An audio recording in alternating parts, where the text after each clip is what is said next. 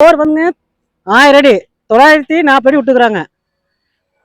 900 அடி கட்டிட்டாங்க. அந்த 40 அடியில் வந்து வேறு பூராமே லாக்.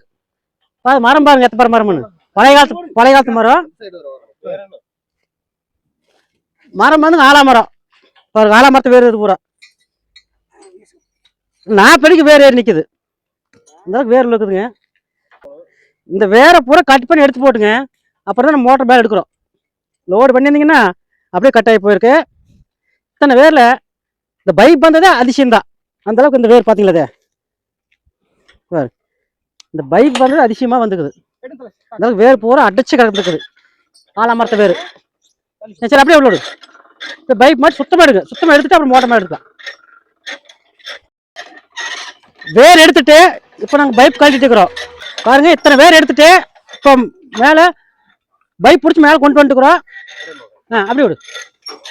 மோட்டர் எடுத்துட்டு நம்ம வீடியோ பாருங்க. கொடு.